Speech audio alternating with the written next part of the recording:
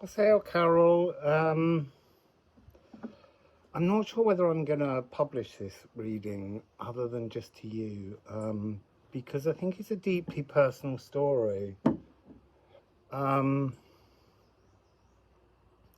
just shuffle the cards and tune in.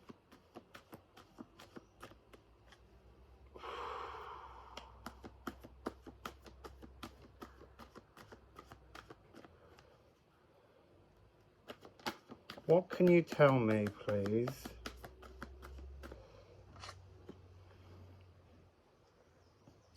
So we have Make. This is the energy of standing victorious, but it's also the timbre of the natural world. I'm gonna pop that there. 306 years for the orbit of Make. And this is to do with Easter Island. And that's to do with the returning light. You see, when you first sent the email, I tuned in to several Templar spaces and places that I know of. But actually, what I was really getting was the Cathars. I don't know whether you know the Cathars. They were a group in the Occitan region of France, the south of France. And they disagreed with Catholicism. And in the end, the popes had a holy war and killed them all. And that's weird because we think of the kind of the holy wars as taking place always in Jerusalem. But yeah, Cathars is what I'm getting. Let's see. Okay, so as I'm sitting, I'm not going to look at you for the minute because the energy is coming through here. So the Cathars were attacked, ravaged. I feel like this is an energy, I want to say like, almost like, I don't know, we'll have to look up the history, but some noblewoman, like the Countess of Toulouse-Lautrec, because the original counts of Toulouse were murdered. I don't know what happened to her. I'm gonna look it up just briefly. Okay, so I can't find the fire at the moment, but I am getting very strong energy. There was a guy, the Count of Toulouse, Raymond VII. Now, there's either a reference to the story of his daughter Joan, who inherited all of the titles because he had no male heirs, and they were taken from her and reverted to the French court. But she married a guy who was the Comte de Poitiers, and there was a stipulation in some kind of birth where she was never allowed to marry Poitiers, but she did somehow. So the areas to explore. The other energy I'm also picking up is Sancha of Aragon, Countess of Toulouse, who was her mother. So there's something in this energy.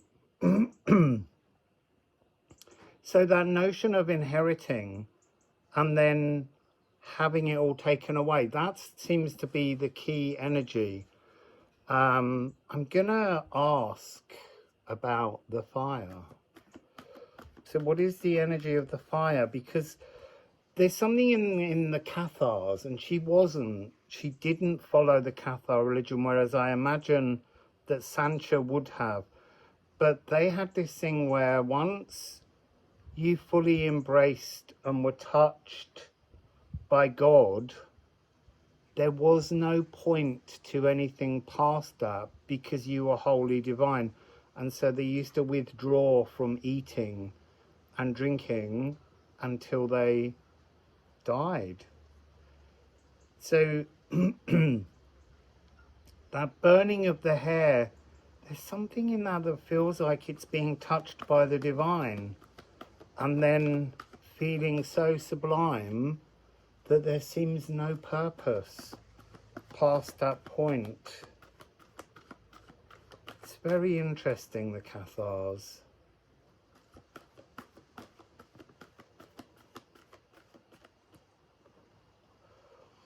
So we have semi-sextile.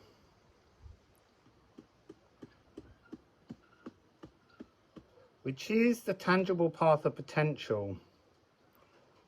I want to look at the pessimistic. Trapped in patterns. Trapped in patterns not because of the thought process, but of the world around them. Waiting for a collective sign. The being touched by God. It says resistant to the first breeze of change. And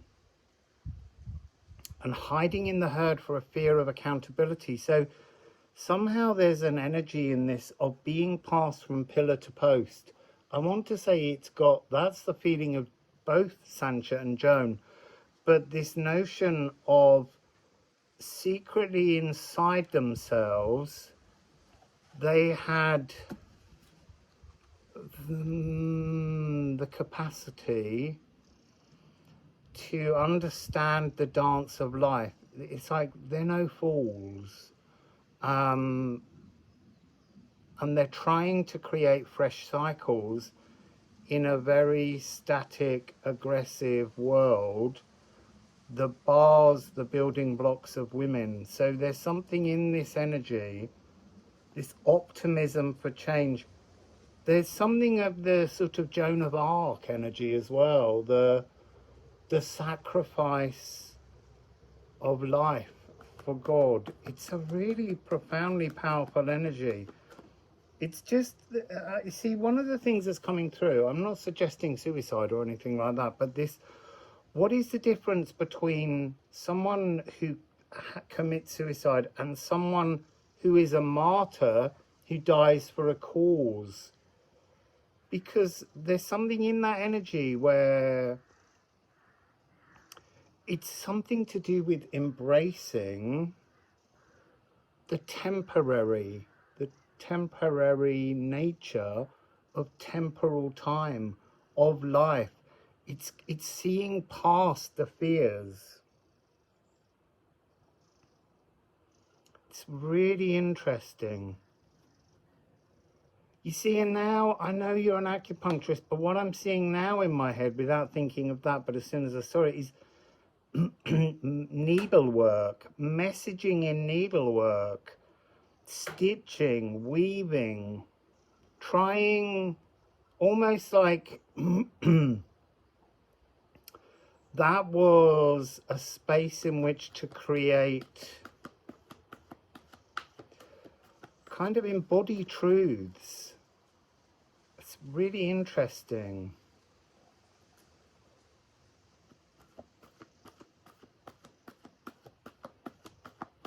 Five, 1, 5, 7, 10, 8. There's something very divine in this energy.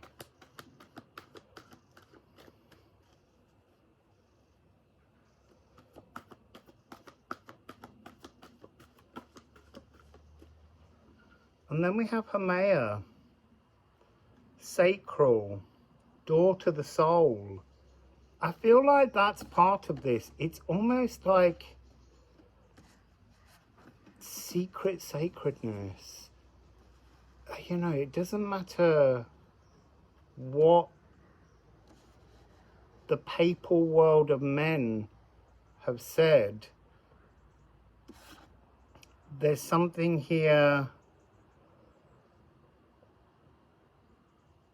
like a survival instinct, knowing when to hold peace. But there's something in this, I didn't say it, I may have stitched it. There's something in that, in presenting hidden symbolism. So,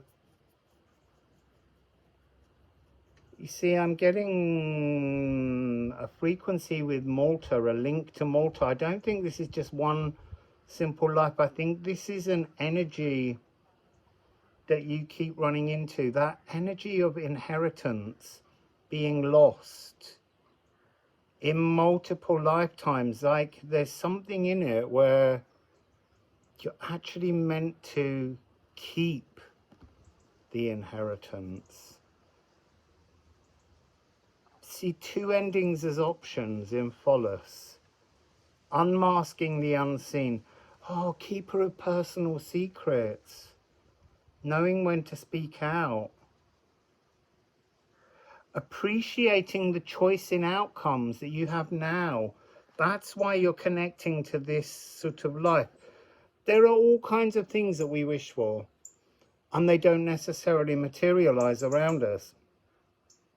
And so again, that brings that energy of not having control over our lives. And there's something in this with the nervous system.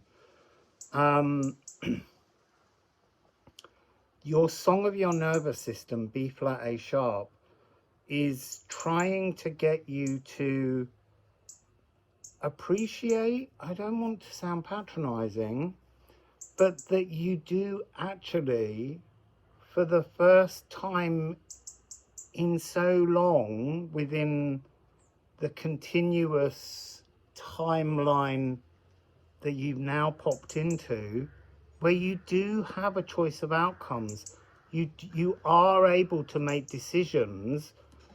And once you appreciate that freedom, there's some kind of new energetic flow that will come in, the song of your sacral. Yeah, look, the past, swelgeness, urdha. But it's not the past now, it's the past long ago within the DNA strands and how they link to consciousness and unbinding it, Wendhorn. It's time now to go outside, scream at the moon and release all of the trapped energies that you've been feeling. You see, the word that's sticking out here is your cure, is your clarity. So that's a really, really beautiful energy. And I want to say a simple but complex solution.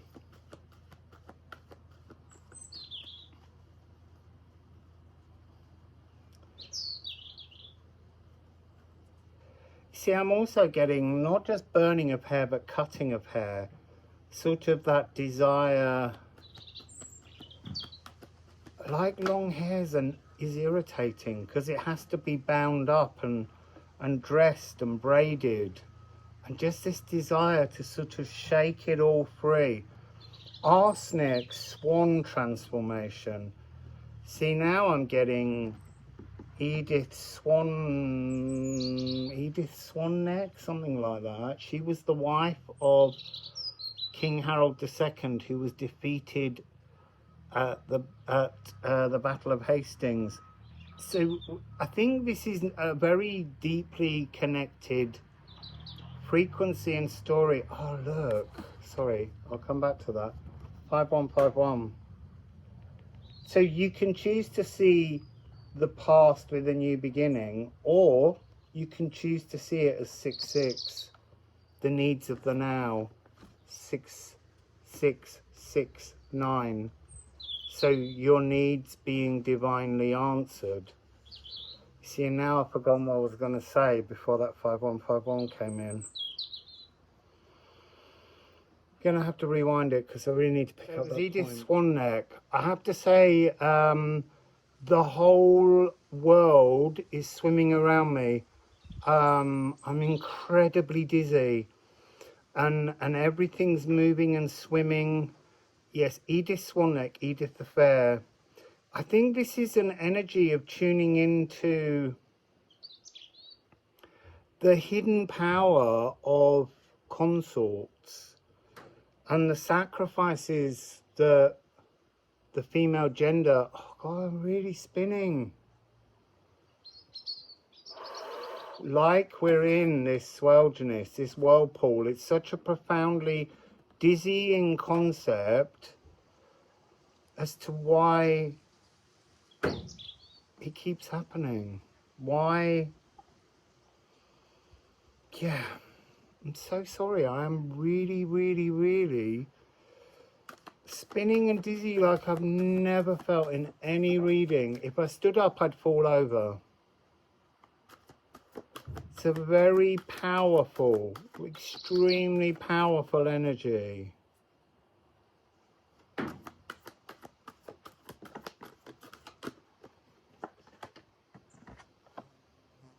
Was.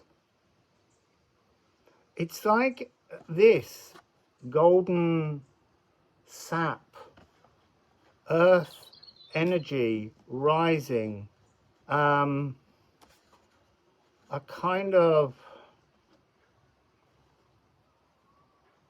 intentional, gendered earth, like Mother Gaia energy. But I want to say we need to remember that there is a Father Gaia, but that's not the... You've not met Father Gaia. This is an energy where the masculine, it's a toxic energy of abusive power.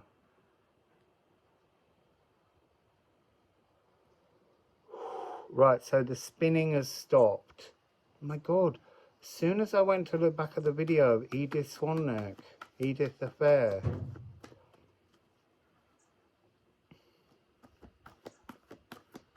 sorry, I need to look at the back of Edith Swanneck's card. To be transposed, being held stagnant, unhealthy habits, routines, obligations. So outer world routines soured the inner world's health in so many lifetimes throughout history. Not just for you, but for many women. And then we have changes made, change your life. And crystallizing possibilities and opportunities. Writing a hit song. You are writing... I think all women right now are being given the chance to rewrite. And yeah, I know the 60s, the 70s, the 80s, all these times when we felt as though that was getting there, it never gave women what they thought they wanted. It just made them work harder. Because what we didn't change was we were changing the energy of the female gender, but not the male gender. We allowed that gender to just stay toxic. And I think that's the divine masculine, the emotional masculine, is responding. Because I think there's something here where the raw actioning is no longer acceptable. 646, you might want to look up. And we're moving into emotional masculinity. I mean in both genders, because there is a frequency where often it's easy to just say men are difficult. But women are the mothers. Women are the people that bring up their children, both, you know, men and women. So in the past, bringing up your daughters to be supplicant, to be suppressed, to do as the man says, and bringing up the boys to do that to women. All these things need to transform. And I think that's the story that you're picking up, is this chance now to unbind from all of that frequency, that past. Yeah, Psyche. You see, Psyche is really interesting. Psyche means butterfly, it means soul in ancient Greece. The the pleaser, lost to the fear of being shamed. Now that's a really important masculine energy that is held up by most of society. We still live in a world where we love to shame people. So this energy of burning in the house, hiding the silver, you see, you talked about the fear of abuse in that energy, but even just being married was abuse once, really, because there was no equality. It was being given away and being owned by someone else. And now we are able to face these shadows.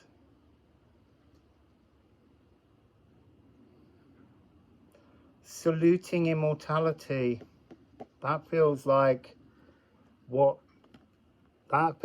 energy you took to deify yourself, to know the divinity within you would live on in many lifetimes. Also, Psyche falls in love with Eros, and her sisters tell her, because Eros says, don't look at me, when they're in their palace, his palace. And the sisters say, look at him, you need to know what he looks like. And so she looks, he finds out, and he leaves her. And again, that's masculinity demanding rules on femininity.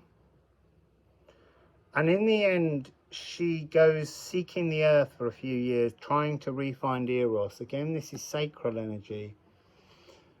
I think that there's this frequency here that's rising, that's to do with having a choice in who you love. And that's a really important thing, having a choice in who you love.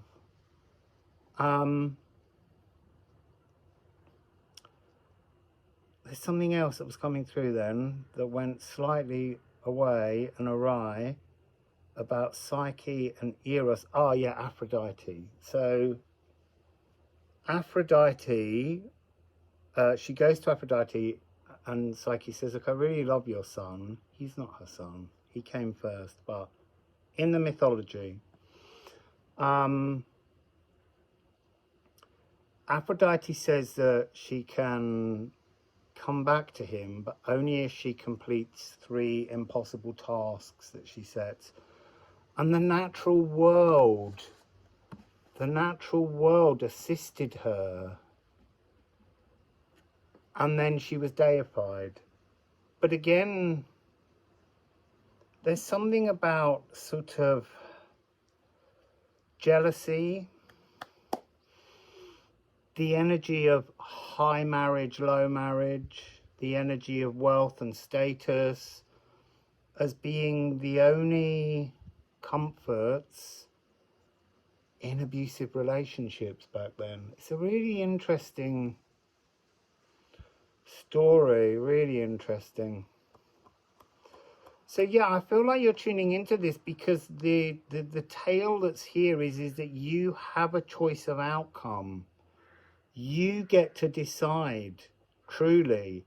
And once you can acknowledge that you are free to make your own true decisions, regardless of any of the people around you and what they might say. Keeper of secrets. You don't need to tell people. You can just make this energy yours to hold, yours to grow, and yours to stand victorious in, deified, having found your soul's home. So I hope that's helpful. Thank you, Carol. Wassail.